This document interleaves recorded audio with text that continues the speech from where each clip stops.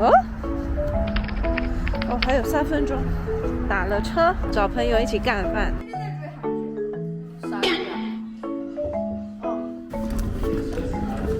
谢谢。呀。其实我也不知道我们聊到了什么，然后就会聊到这个药 Panadol 普拿疼，堪称澳洲神药。然后我好奇，就是你为什么会吃 Panadol？ 我不是会吃 Panadol， 是这样，我当时不在澳洲那个留学嘛，就因为他们那边的药跟我们的不一样，出去之后就发现他们那边就很多人说那个 Panadol 是澳洲神药，头疼脑热任何问题他都吃 Panadol。后来我认识我男朋友之后呢，男朋友是马来西亚人，我就跟他说，就是聊到，因为他也在墨尔本，然后我就聊到 Panadol， 就是我也不知道为啥说让他买 Panadol， 然后我俩为了 Panadol 到底是澳洲药还是马来西亚药，我俩吵了起来。他就说 Panadol 是我们马来西亚的药。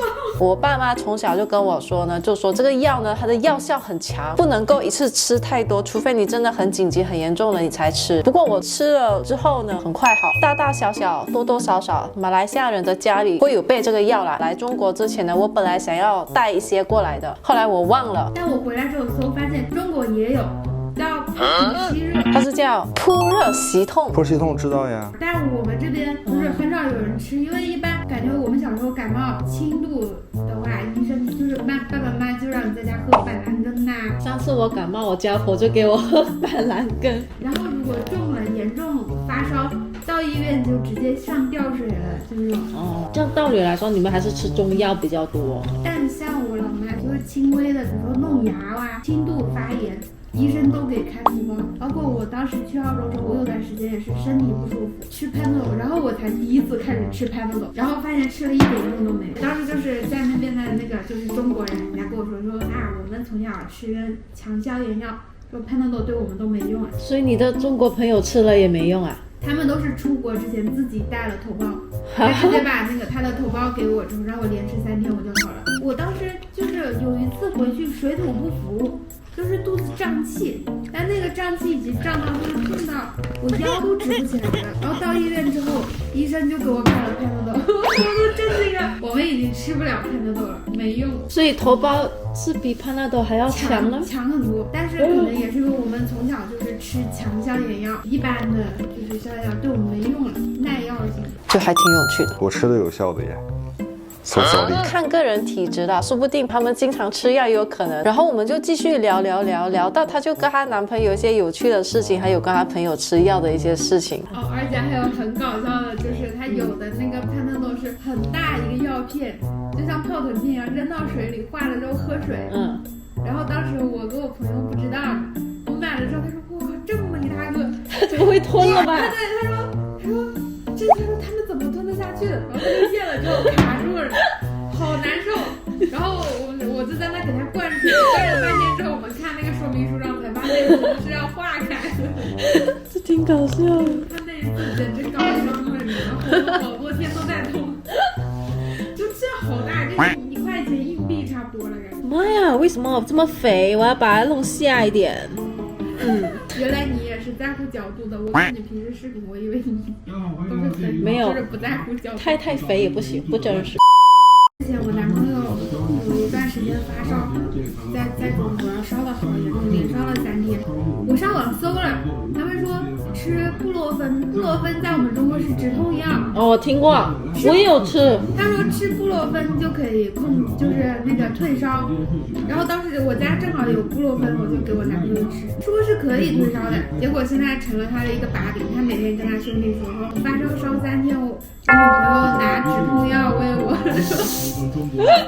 我要害死他。那你当下喂他的时候，他知道吗？是止痛药？不知道，他当时都已经人都病糊涂了，我给他吃啥他都吃。就我们这边有一种那种中药的退火的药，很大个，像个乒乓球那么大，但是它外面是那种蜡封的，就是用蜡把它封成一个球，你要把外面那个壳剥开之后，里面是不是像中药一样黑色药丸，超难吃。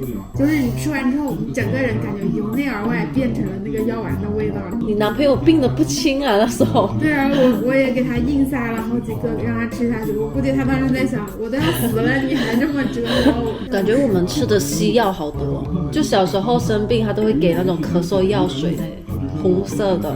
我们这边好像小时候吃全是有点中药的，这父母总觉得中药比西药好，你知道吗？觉得中药就算治不好你也吃不坏你那种，真的吃不死你。我们咳嗽都会吃那种什么几枝糖浆，还有什么枇杷的做什么枇杷有枇杷膏。哦，你小时候有吃过打虫药吗？蛔虫。我有听过，可是我不确定我有没有吃过。我们这边小时候都会给你发那个，好像发一种什么，我也不确定，我感觉记忆好久远了，好像是学校里会发那种打虫药，像糖果一样给你吃。就你还有那个吃蛔虫的印象吗？觉得吃蛔虫。清真的蛮好吃，不知道现在小孩会吃吗？反正我们上幼儿园的时候会吃那种大概这么大的那种糖丸，就是白色的一个小圆球，它应该是药在里面，然后表面有一层白色的糖霜那样。可能每学期吧要吃一下，我们就觉得很开心的，因为可以吃糖，就觉得很爽。谁管它那是什么药？你知道有糖吃就可以了，你管那么多干嘛？但是为什么你们每一个学期都要吃？不吃真的会有蛔虫啊？不懂，其实这是我觉得很奇怪的一点，因为我讲实话，像我小时候，你看我们那边也没有什么水池啊，也没有机会在水里面玩，然后我们吃的东西也很干净，家里都有自来水什么的，那时候其实很卫生啊，为什么要吃蛔虫？我觉得我没有机会得蛔虫。好像我弟有，就是他说他屁股会痒，那可能是痔疮。不是小时候哪里有痔疮？小时候就我爸妈说可能他有虫在里面，有可能的。然后不知道塞什么药，给他塞药去他的菊花里面。我也不知道是蛔虫被消灭呢，还是为什么，有没有像以前那么学校直接发着吃？可能现在生活环境变好了。我都不知道蛔虫怎么来的。我小时候有个小伙伴，有个女生，就是那个猪肉绦虫长在了脑子里面，然后直接就一下子就不能走路了，只能在地上爬。但后来治好了，就是那个虫长在脑子里之后，它是不能够就是取出来的，所以手术风险太大。是生猪肉，就那个猪肉没有弄实，它那个血管被那个虫在中间堵上，医生搭了个桥，就是让那个就是不知道是脑液还是血管从上面另外一条路过去了，就等于他要跟那个虫一直共生下去，但没有拿出来，但它也好了。哇，想到你身体还有一只虫在里面。其实我们后面还聊了很多，女生比较八卦吧，就很爱随便聊。每个人一年都会肚子里不小心吃下几个那个蜥蜴，叫什么芭蕉蜥蜴。以前我们家都是森林嘛，我也不知道隔壁为什么会有蟒蛇之类的东西，我不知道我喝的是。我现在真的过敏的东西非常的少，没什么让我过敏了。有很多偏方确实是讲不通。如果大家觉得这个单元还不错的话，点赞、订阅、关注。那我们下集再见。